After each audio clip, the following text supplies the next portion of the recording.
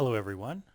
This video is a companion to the Pilot Edge IFR Workshop number 4, which was the first workshop on instrument approaches. That workshop focused on interpreting an instrument approach plate for the ILS runway 19 right approach into John Wayne Airport. I thought it would be fun to demonstrate that approach, starting with a instrument departure out of Los Angeles International so we can get a little hands-on experience with a departure procedure of that sort. This was covered in the first IFR workshop. Then fly the full approach into John Wayne, including the required course reversal at Sager intersection when coming from Seal Beach VOR to the west. The video will cover both planning of the flight as well as flying it, so let's get started with the planning. As the crow flies, this is only a 31 nautical mile flight, but of course we can't expect to fly anything like a straight line on an IFR flight in airspace as crowded as Los Angeles. Instead, we're going to end up flying about twice that distance from the time we leave LAX until we land at John Wayne. Our actual route will look something like this. One of the nice things about IFR flight planning within the ZLA airspace is that the routes between many of the towered airports are fixed. These routes, as many of you undoubtedly know already, are called Tower En Route Control Routes, or simply TEC routes. TEC routes make it possible to fly between airports without leaving the airspace controlled by the TRACON controllers. You never get handed off to center. As a result, the altitudes for TEC routes tend to be relatively low so that the airplanes never climb above the airspace owned by the TRACON. For ZLA, this means below 13,000 feet, and most of the routes will be quite a bit lower than that. TEC routes are sometimes also called November routes because of the route IDs, which we'll see in just a moment. For those of us on Pilot Edge, the easiest way to find out if there is an applicable TEC route is to use the outstanding website developed by Ken Ullery called myflightroute.com. Choosing KLAX as our departure airport and KSNA as our destination,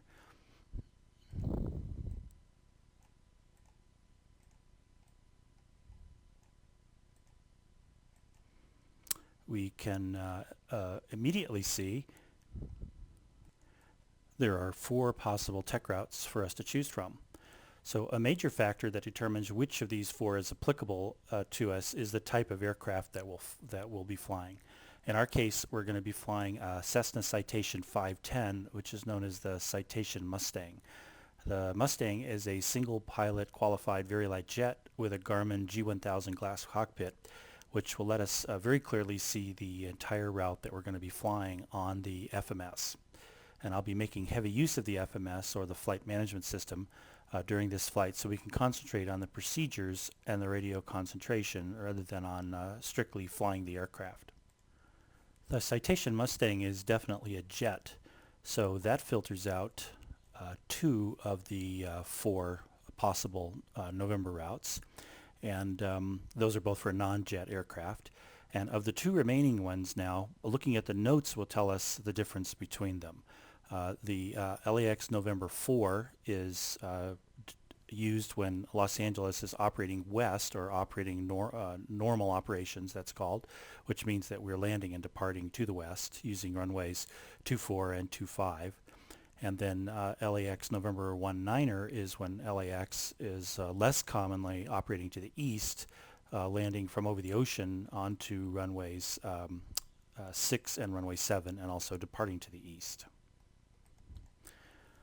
We'll assume that LAX is in normal operations for the purpose of this video, and that narrows us down to a single route choice, which is this LAX November 4. So the route itself is very simple, even if it does look a little bit cryptic. It's LAX DP SLI.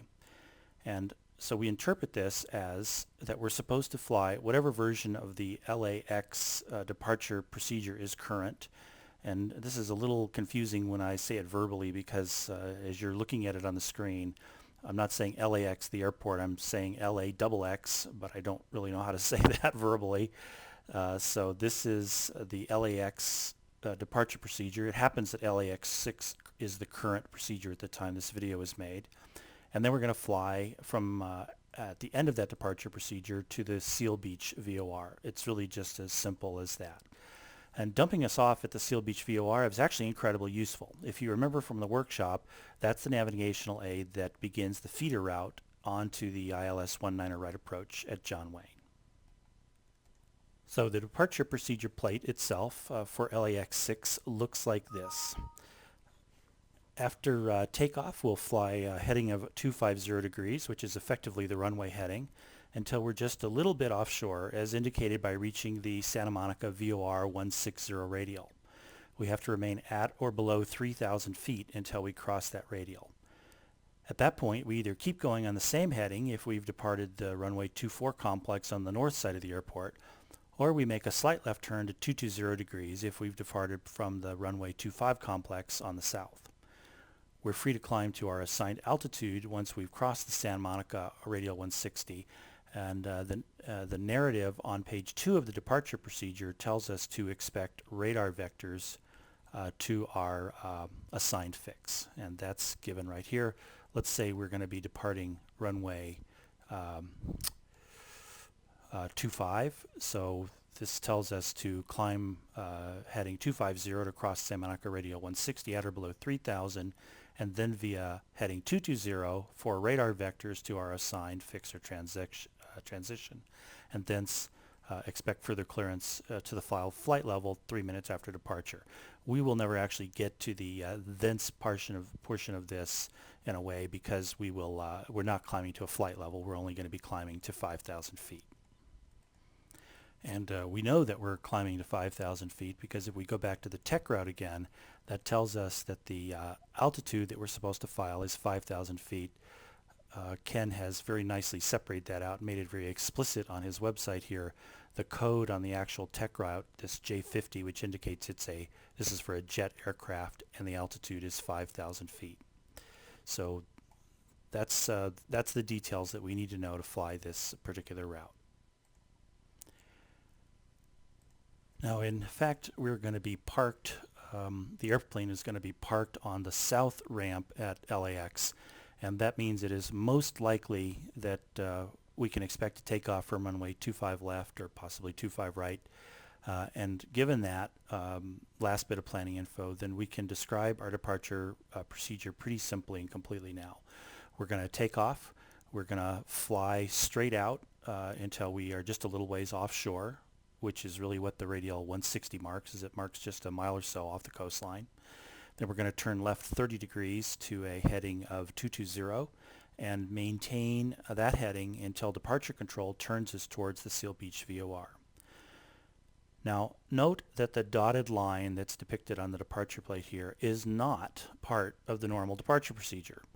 That's the route we fly only if we lose communications with ATC. Lost comms and other emergencies will be covered in a future workshop, so we'll disregard that for now. I just mentioned it because it sort of looks like we're supposed to fly that route that's depicted by the dotted lines, because it sort of generally goes in the direction that we want to go. But that's not what we're supposed to fly, so wait for departure control to call your turn towards Seal Beach when flying, or towards wherever your destination is when you're flying the LAX 6 departure. Shortly after we're on the way to Seal Beach VOR, we can let SoCal know that we'd like the full ILS approach into John Wayne, and we'll probably be cleared for the approach almost immediately.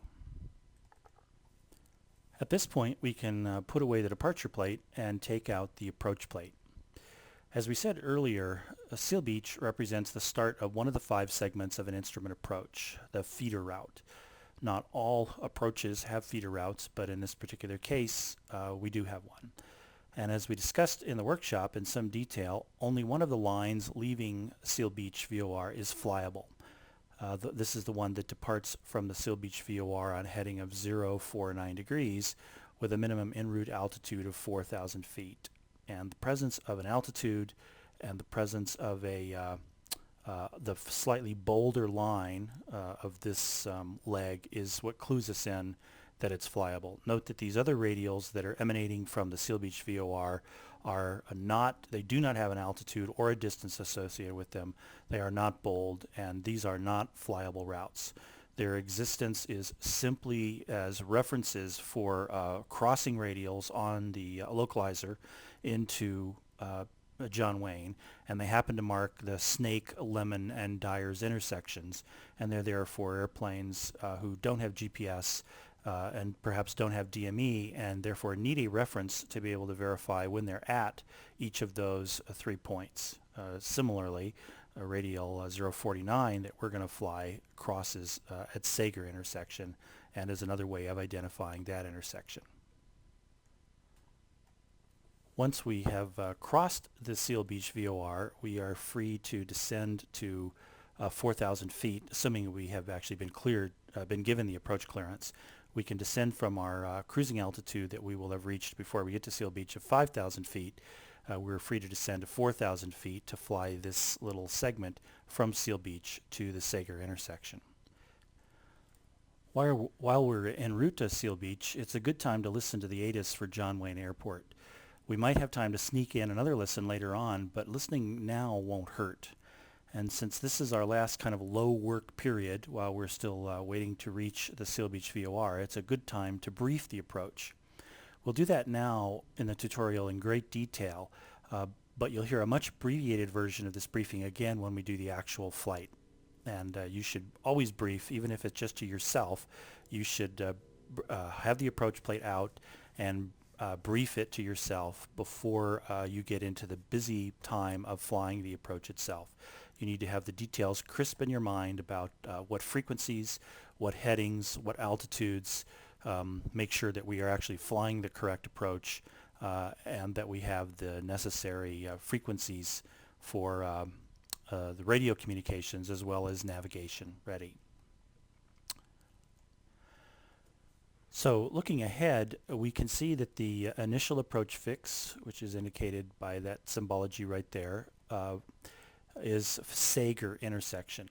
And as we discussed in the workshop, making a right turn onto the localizer from Sager is just, it's just too much. The turn is too severe. If we were coming from the Pomona VOR up here at the top of the plate, then that would be no problem. It would be easy for us to make this relatively small right turn from Pomona onto the final approach course onto the localizer. But from Seal Beach, we're really almost going completely the wrong direction at the time we cross Sager, and so we need to find some way to get turned around. The procedure for getting turned around in cases like this is called a hold in lieu of a procedure turn, and which is abbreviated HILPT on charts sometimes, although that's an acronym that's impossible to actually say in any sort of a meaningful way. And in this case in particular, it's just a fancy way of saying that we're going to turn right by making a bunch of left turns. Sort of like you do in your car. If you'd missed a right turn, you can quickly recover from that by turning left at the next block, then left again on the cross street, then left again onto the street that you missed. And we're going to do that same thing here, sort of. When we cross the Sager intersection, we'll turn left to a heading of 014 degrees, parallel to the localizer heading, but in the opposite direction. We'll fly that heading outbound for 1 minute, which is we know to do because of the legend indication right here on the chart, and then we'll turn around we'll make a big left turn coming back around this way, so that we re-intercept the localizer, and we'll make the turn, or we'll make the intercept steep enough so that we intercept the localizer before we get back to Sager intersection. So the whole idea here is to fly out, get turned around, re-intercept the localizer, and then be flying on a 194 heading as we cross Sager again. And now we're going in the correct direction. And really, that's all there is to it from the perspective of the hold in lieu of procedure turn. You can see that our course over the ground looks something like a teardrop shape. And at no point did we ever consider flying the racetrack holding pattern itself unless ATC had specifically instructed us to hold at Sager intersection. The whole purpose of the hold in lieu of procedure turn was simply to do a course reversal and to keep our turn on the protected side of the localizer, the side that the racetrack is indicated on. When we crossed Sager the first time, it was the initial approach fix. That's when we were coming from Seal Beach and heading out this way. As we make our sort of U-turn there and then cross it back the other direction, then it becomes the intermediate fix, the IF. And now we're officially on the third segment of the approach that's called the intermediate segment. And the main thing to remember about the intermediate segment is that your altitude protection, the buffer from obstacles, dropped from 1,000 feet of guaranteed clearance, which we had while we were flying this feeder route, for example, and it's now dropped to a guarantee of only 500 feet of guaranteed clearance. And of course, those guarantees are assuming that you're flying at no lower than the minimum en route altitudes for the various segments. So from here on till landing, it's even more critical than usual that we monitor our altitude carefully. And for this particular segment, this intermediate segment, the intermediate segment runs from Sager intersection down to Lemon intersection. Another one of the things that we did or can do when we made our left turn to head outwards from Sager intersection to execute the course reversal, is that we are allowed to descend at that point down from 4,000 feet, which we were flying along our route here, to 3,500 feet. And this indication, both outwards and back, means that we have to be at or above, the little line underneath indicates at or above, 3,500 feet for both the outbound and the inbound course. Then, once we reach the Sager intersection, now in its form as an intermediate fix, we are allowed to descend the massively far distance down to 3,400 feet, and we have 6 miles in which to do that. So you have to plan your altitude and descent very carefully, or I suppose alternately you could just twitch the yoke forward for a few seconds and be done with it. But once we have crossed Sager inbound, then we can descend down to 3,400 feet, and then we hold level at that altitude till we reach Snake intersection. Now, between Sager and Lemon, we have a little work to do. Ideally, we'd like to have the plane configured for landing or very close to it by the time we reach the final approach fix down here at Lemon. We want all our attention after Lemon to be focused on flying a nice clean ILS approach. So we should be starting the process, or at least thinking about the process of getting the airplane reconfigured once we're inside of Sager intersection. And if we haven't dialed in the tower frequency for John Wayne, we should do that now, because we will be certainly by this point talking to the last approach controller that we'll be talking to on this flight, and we should have the frequency for tower set up. It's also, if all other work is done, it's maybe a good time to listen again to the ATIS, or listen to it for the first time if we didn't pick it up earlier, so that we know what the wind and conditions are at the airport, and we know what the current altimeter settings are for John Wayne. Note that if we listened to it earlier, which we will certainly do in the tutorial flight, and we heard, for example, that its information India was current, as soon as we begin to listen to the ATIS again now, and we hear one of the very first things they say in the ATIS is the name of the information. If it's still information India, we don't have to listen any further. We're done. We know what the altimeter is. We know what the winds are. If it's changed to, say, information Juliet or beyond, then we know we do have to listen again because something meaningful has changed since the last time the information was published. Now, about the time we get to a Snake intersection, looking at it here on the profile view, or looking on the overhead view, Snake is right here. We want to be, we'll be starting to see an active glide slope, but technically it's not usable yet, and so we'll ignore it. And the way we know it's not usable yet is because of this little Maltese cross here on the lightning bolt. Actually, it's the lightning bolt coming from 2300 that tells us. That is the first time that we are supposed to use the glide slope information. Even though we may be receiving it further out here, it is technically not usable until the point that's marked here by the lightning bolt. After Snake intersection, we can descend at 2,300 feet, and we'll do that somewhat expeditiously. We don't have to dive down there, but we don't want to poke our way down there either. We want to be level at 2,300 feet before we reach the final approach fix at Lemon. This will make the official glide slope intercept a snap, because we'll be intercepting it from the bottom. And it's easier to intercept from the bottom, both for the equipment, if we're going to let the FMS fly the glide slope, and for us visually as well. Inside Snake is also our clue that we should absolutely be configuring the airplane for landing and running our pre-landing checklists if we haven't done that already. So the focus between Snake and Lemon, which is really not a very far distance, it's only 3.5 miles, is to make sure the airplane is slowed to pretty close to our final approach speed by getting our flaps out and getting the gear down if we're in a retractable gear airplane. At Lemon, several things happen and we need to be ready for all of them. First, Lemon marks the fourth segment of our approach, called, not very surprisingly, the final approach segment. The airplane should be fully configured for landing at this point. Second, the final approach fix is where we officially intercept the glide slope. If we've done things correctly up till now, the glide slope needle will center just as we reach Lemon, and we can make the appropriate power and attitude adjustments to start tracking the glide slope down to the runway. Since we'll be using the FMS on the tutorial flight, this is where I'll switch the autopilot to approach mode. If we have a marker beacon in the receiver, we'll also expect to hear the locator outer marker beacon tone at Lemon, which will make the cockpit a little noisy for just a little bit.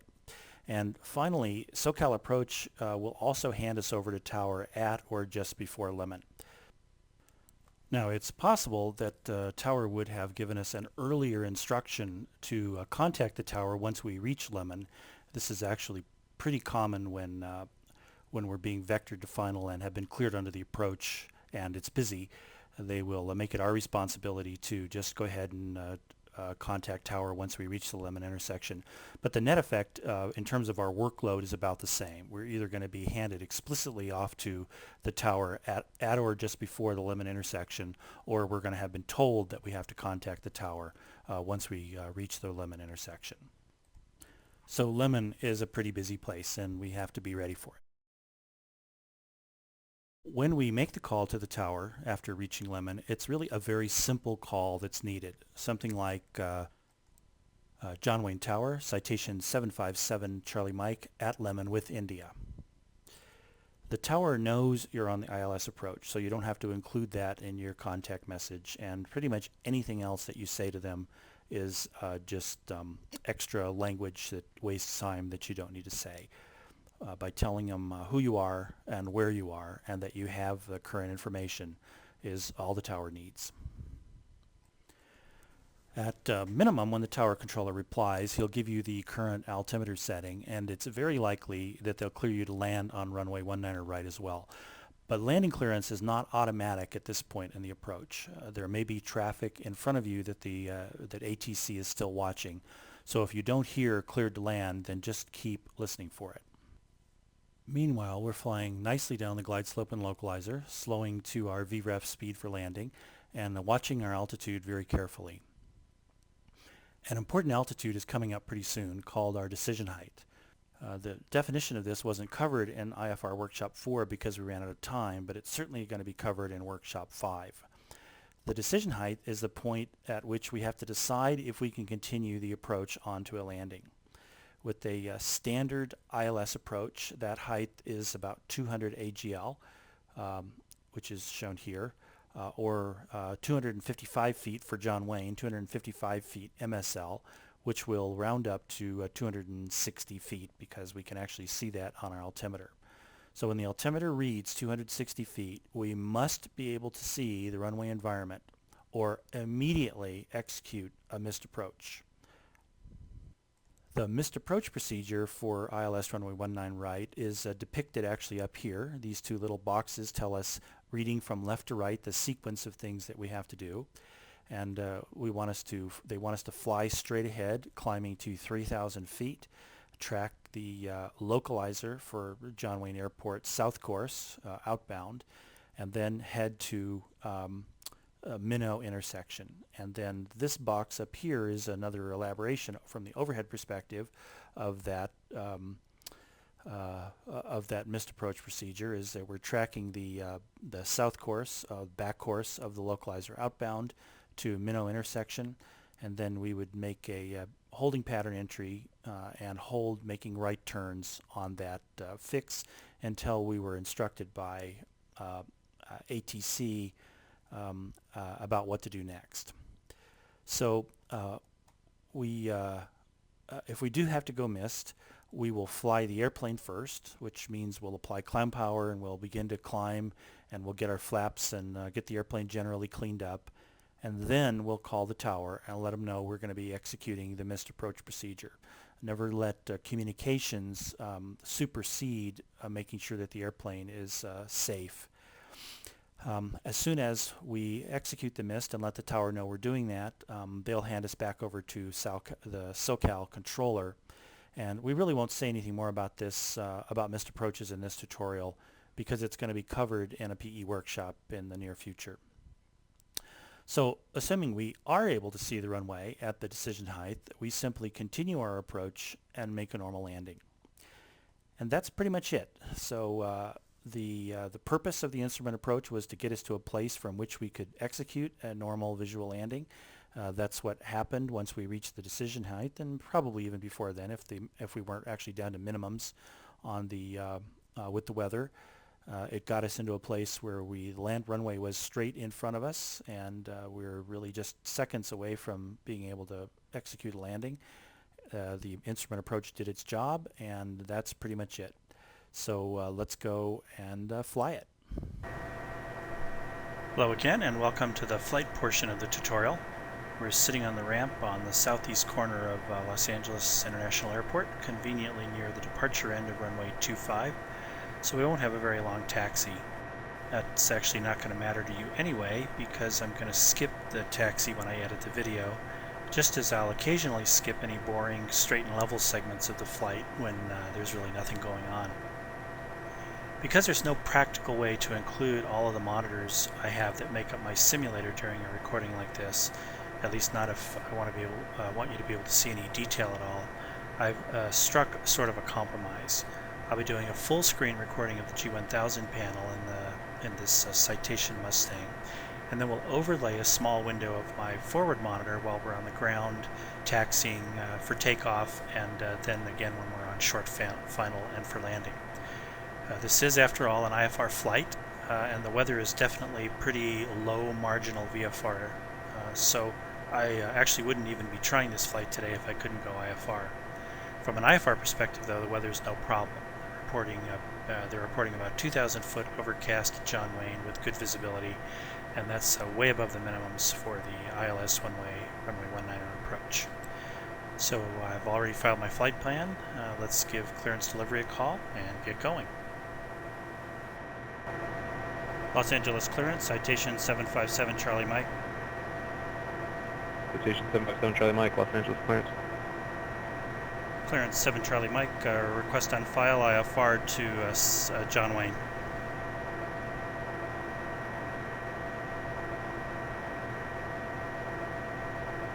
Citation 7 Charlie Mike, cleared to the John Wayne Airport. LAXX 6 departure, radar vector Steel Beach direct. Climb and maintain 5,000. Departure frequency 125.2, squawk 7202. Citation 757 Charlie Mike, clear to the John Wayne Airport via LAXX 6 departure, radar vector Steel Beach direct. Climb and maintain 5,000. Departure 125.2, squawk 7202. Citation 7 Charlie Mike, read that correct?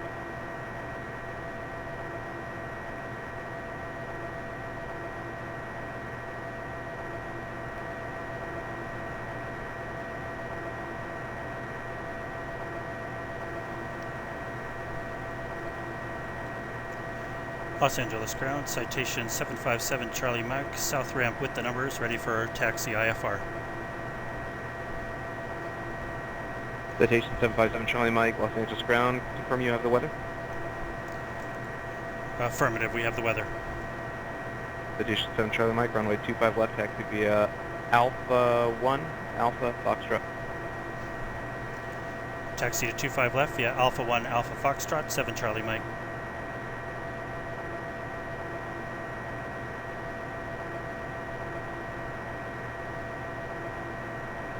Yeah, Oscar Sierra Bravo, just be advised or show you on the intersection of Echo or runway 16 right. Is that the departure you'd like?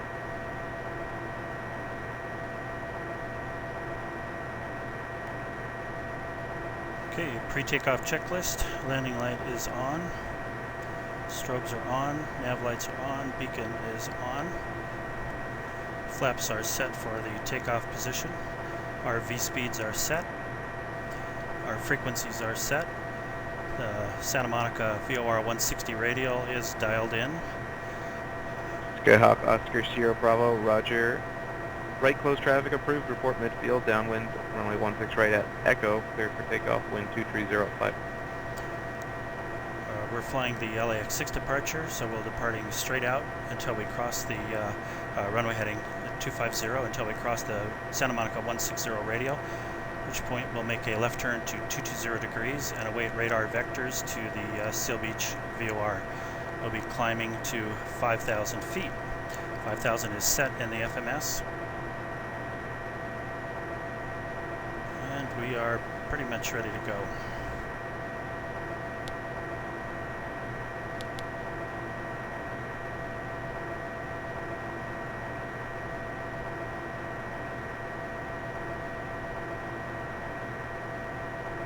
Los Angeles Tower, citation 757 Charlie Mike, runway 25 left, ready to go IFR. Citation 757 Charlie Mike, Los Angeles Tower, runway 25 left, cleared for takeoff, wind 260 at 12. Clear for takeoff, 25 left, 7 Charlie Mike, thanks.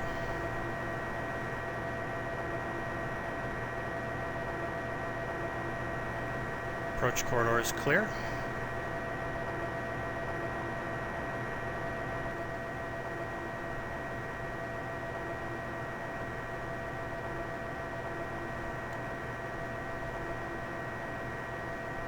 Takeoff power.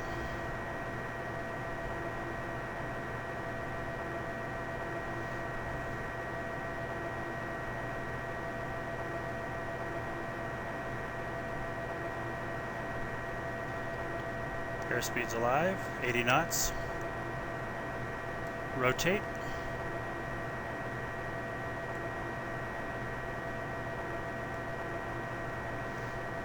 Positive rate, gear up.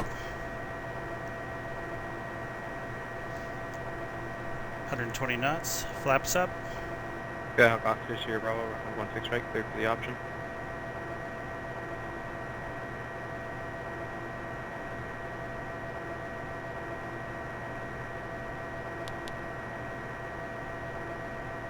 Cherokee 904 Whiskey, contact Las Vegas approach, 118.4.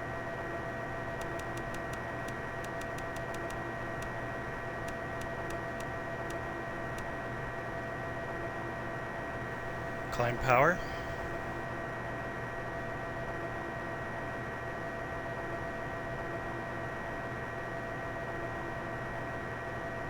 Citation 7 Charlie Mike, contact SoCal departure. Over to departure, 7 Charlie Mike.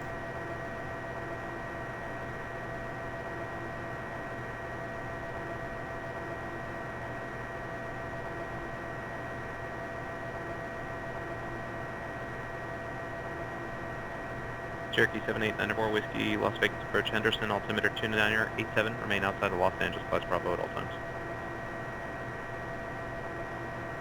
SoCal departure, citation 757 Charlie Mike, 2,500, climbing 5,000. Citation 757 Charlie Mike, SoCal departure, radar contact.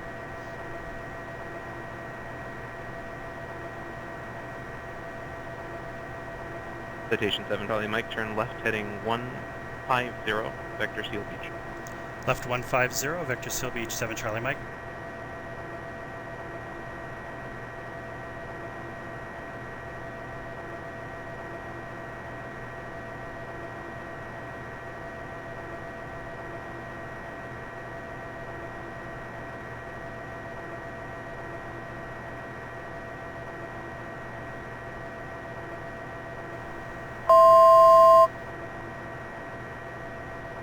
Since our next stop is Seal Beach VOR, I've gone ahead and tuned the VOR in and identified it.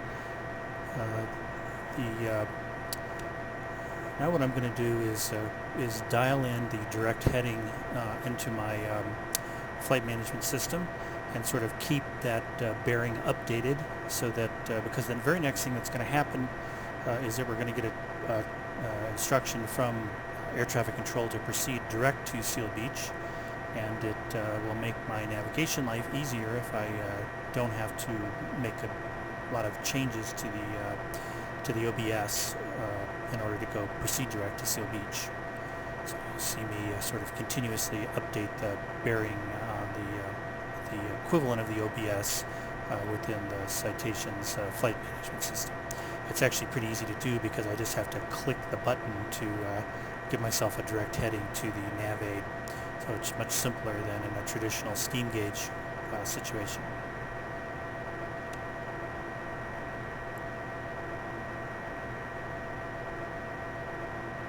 Citation 7 Charlie Mike, proceed direct Seal Beach, resume on navigation, contact SoCal approach 127.2. Direct Seal Beach, show navigation, and SoCal on 127.2, 7 Charlie Mike.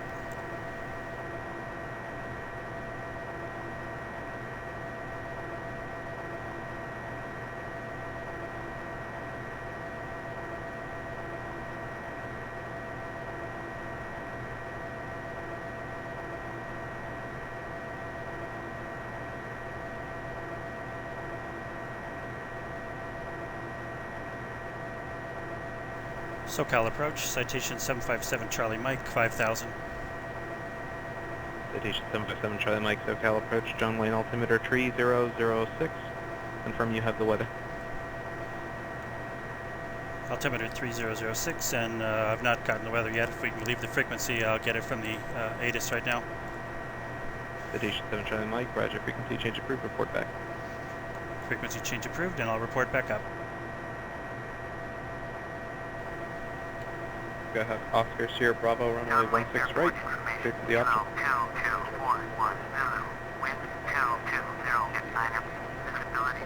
Go ahead, Oscar Sierra Bravo, with any landing clearance, I do need you to read it back with your call sign. Temperature 17, 2.13, altimeter 3006, ILS.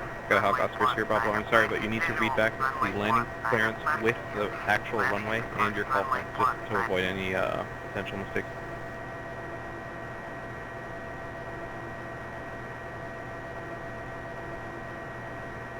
Skyhawk Oscar Sierra Bravo, I'm sorry sir, but you still haven't mentioned the runway number. You're cleared for the option, runway 16 right.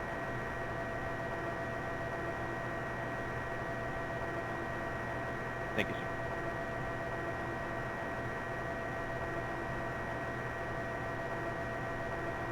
sir. SoCal Cessna citation 757 Charlie Mike, back up with Kilo. Citation 757 Charlie Mike, SoCal approach, roger, depart Seal Beach, heading 050 vector ILS, runway 19 right approach. Depart Seal Beach 050 vector for the ILS, and if we could, we'd like the full approach, sir. Citation 757 Charlie Mike, roger, cross Seal Beach at or above 5,000, cleared ILS, runway 19 right approach. Cross Seal Beach at or above 5,000, cleared ILS, runway 19 right approach, Cessna 757 Charlie Mike.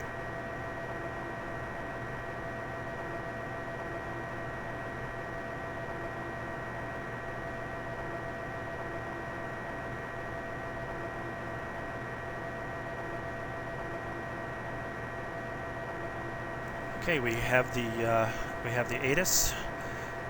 We will go ahead and dial in the tower now, which is 126.8.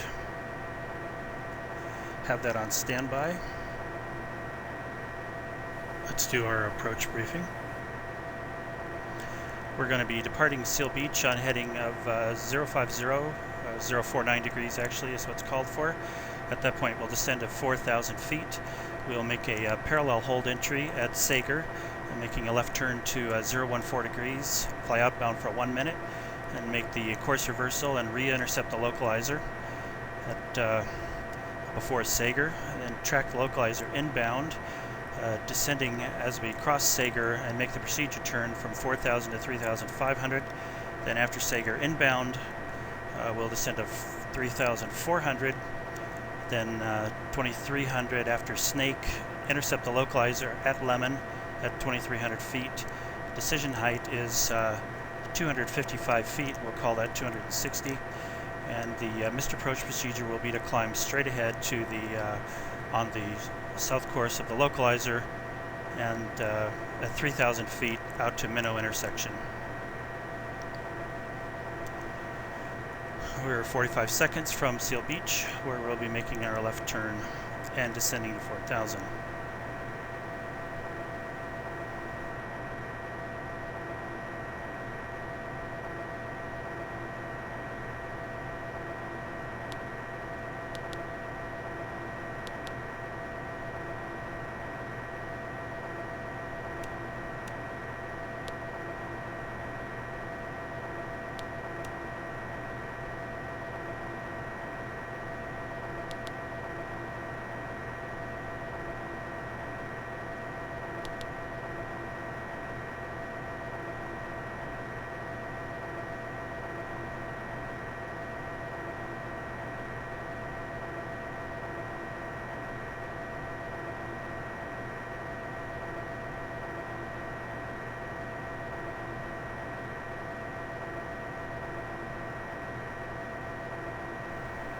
Descend to 4,000 now.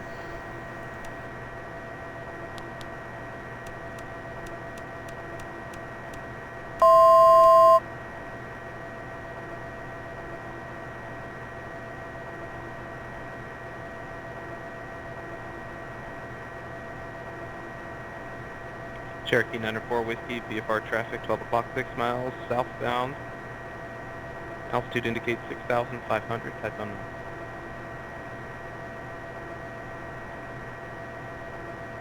Go Oscar Sierra Bravo, runway 16 right, clear for the option.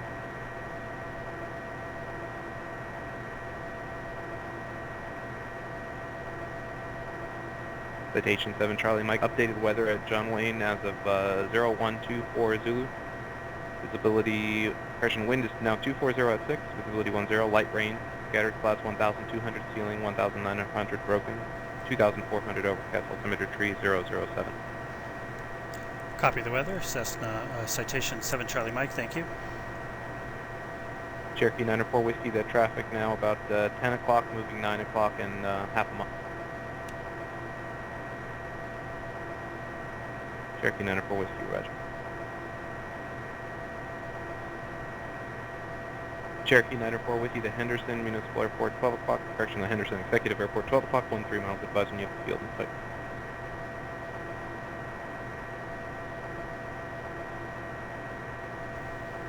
Outside temperature is well above freezing, so we don't have to worry about anti-ice. Cherokee 904 Whiskey, roger. Remain outside of the Las Vegas Class Bravo. Radar service terminated. Squawk VFR. Contact Henderson Tower 125.1.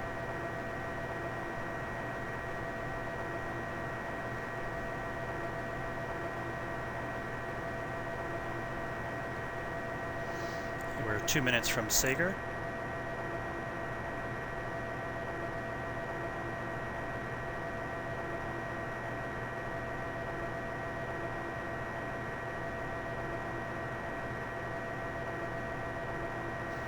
Let's go ahead and get a timer ready.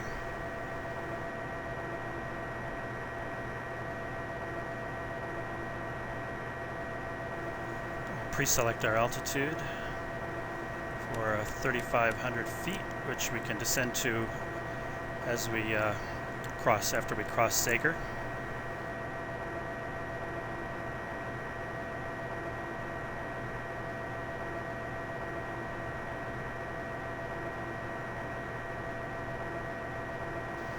And 45 seconds from Sager. Cherokee 78904 Whiskey, Henderson Tower, enter left downwind, runway 17 left, report base turn.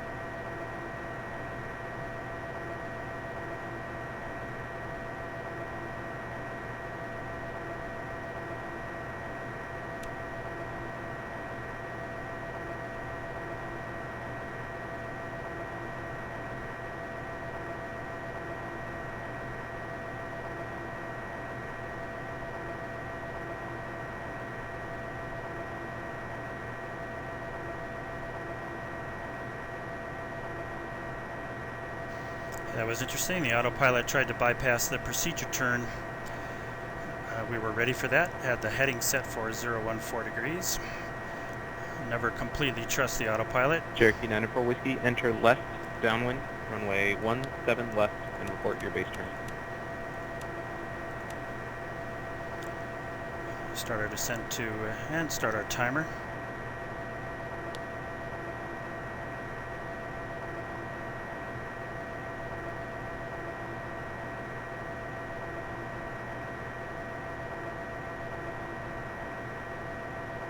The ILS now, which is on localizer, on 111.75, and identify that. That's identified. Got that right here. Okay, 30 seconds. Started the timer a little late. We'll make our start our reversal at 50 seconds on the timer.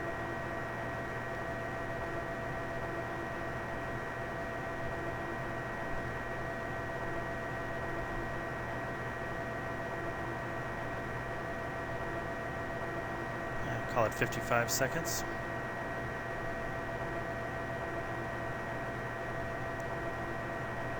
Skyhawk Oscar Sierra Bravo, runway 16 right, clear to land, wind 230 at 4.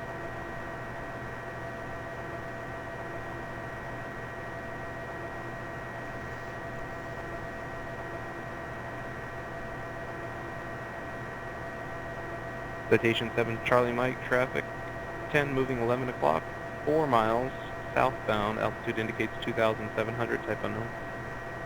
7 Charlie Mike is looking. It's visible on our TCAS, but I don't see him yet. Citation 7 Charlie Mike, roger. TCAS is the traffic collision avoidance system, which is available on lots of Garmin G1000 systems like the Mustang has. TCAS shows other traffic within about a 5-mile radius of our position. It shows their altitude relative to us as plus or minus a number of feet in hundreds, and it shows a vector line indicating the other aircraft's direction of flight.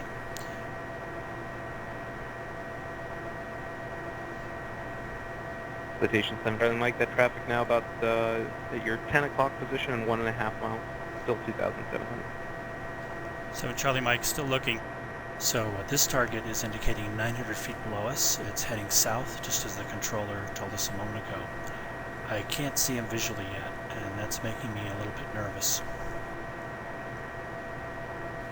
Before I get comments about it on the video, I'll note the system used by the G1000 isn't actually a TCAS system, but is instead something very similar called a Traffic Information System, or a TIS. The main difference is that a TIS only displays traffic warnings rather than giving mandatory avoidance maneuver instructions like a real TCAS system gives. The other difference is that it sounds stupid to say TIS, and TCAS sounds neat, so I'm going to keep using that acronym.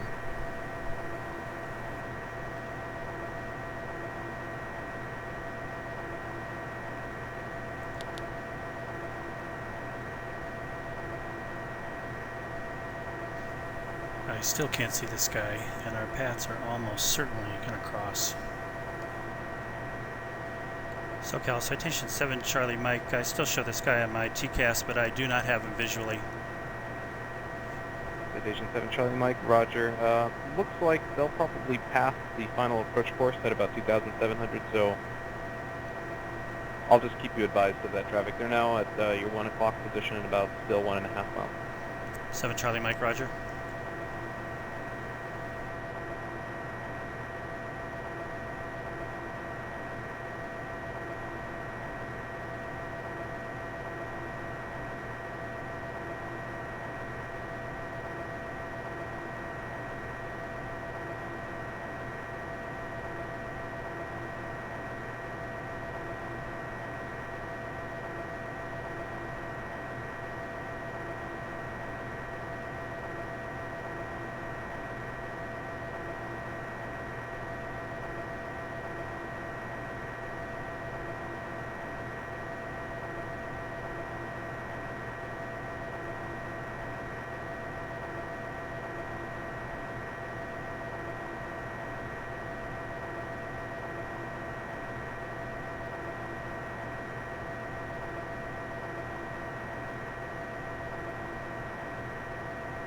Cherokee 94 with you, runway 17 left, clear to land, wind 210 at 16.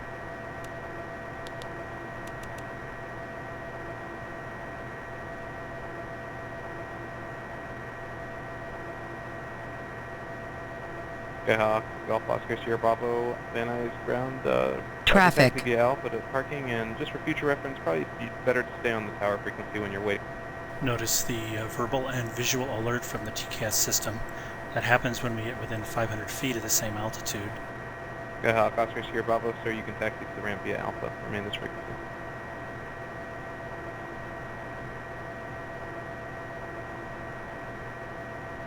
Citation 7 Charlie Mike, traffic no longer a factor. 7 Charlie Mike, roger.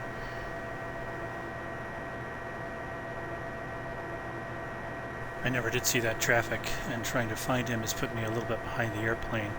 So now it's time to get our head back into the approach.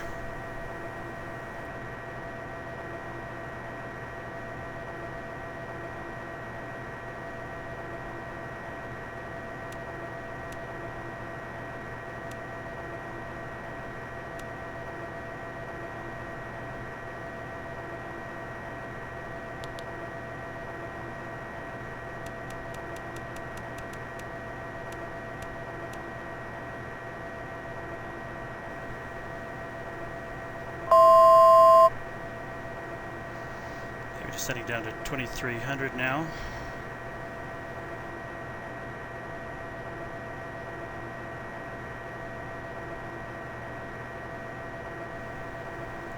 go ahead and get slowed. In fact, I'm going to use some speed brakes here and get us slowed.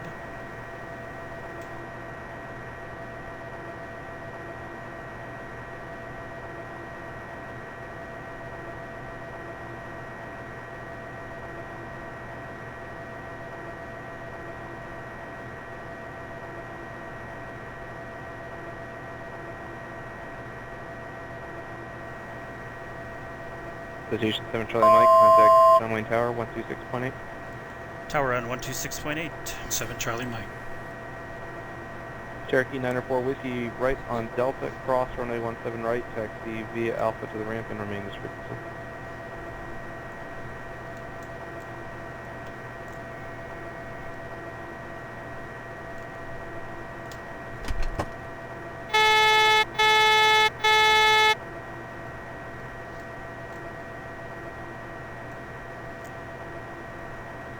John Wayne Tower, citation 757 Charlie Mike, Lemon. Citation 7 Charlie Mike, Wayne Tower, wind 2 at 7, runway 19 right, clear to land.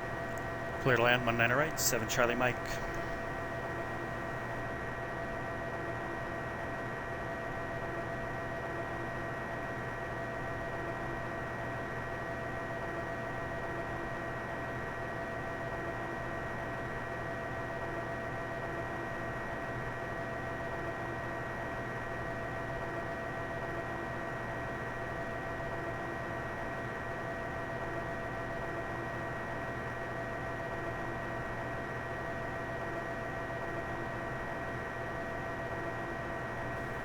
For our landing checklist, gears down and locked, we have 3 green lights, altimeter set, flaps are full, airspeed's good, we're slowing to VREF, landing checklist is complete.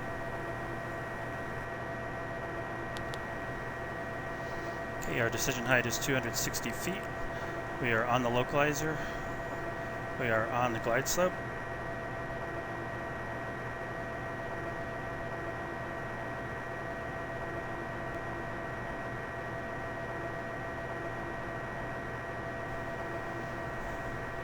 .200 feet to go to decision height.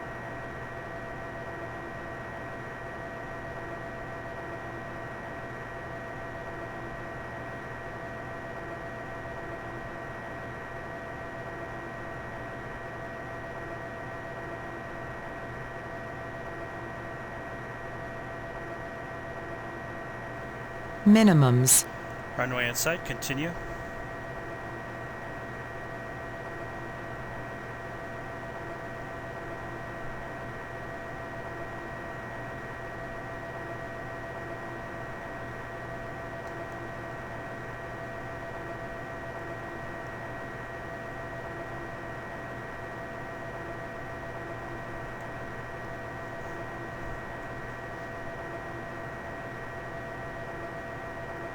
Citation 7 Charlie Mike, you're parking west or east ramp?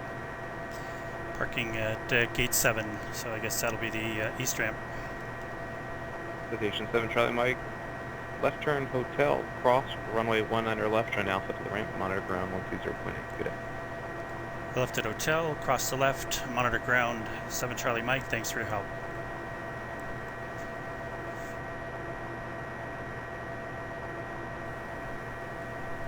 And that's the full ILS approach into John Wayne. As it happens, this is exactly the same flight you need to make for the I-06 rating, so if you're getting ready to try that rating, this flight will serve as a pretty decent tutorial. The only unusual thing on our flight today was that very close traffic that we encountered during our course reversal out near Sager intersection. And that event actually illustrates several useful and notable things. First, it was very distracting. I didn't have the external camera turned on, but the visibility was pretty bad. We were in and out of the clouds, and I just couldn't spot that other guy. This is a really good example of how a flight management system can help things under control while the pilot is busy and his attention is elsewhere. It would have been pretty uncomfortable to split my attention between trying to find that other airplane and smoothly flying that approach. Another part of what kept things from getting out of whack, or at least way out of whack, was that I'd briefed the approach for myself well before starting it. and I had my avionics and radios completely set. The only unusual thing I had to do that was different from my plan was needing to use the speed brake to get slowed before I reached the final approach fix. Once I was slowed, it was a routine approach and landing. I think we'll wrap up the video here. I certainly won't make you watch me taxi to my parking spot. Thanks a lot for watching, and as always, have fun on Pilot Edge.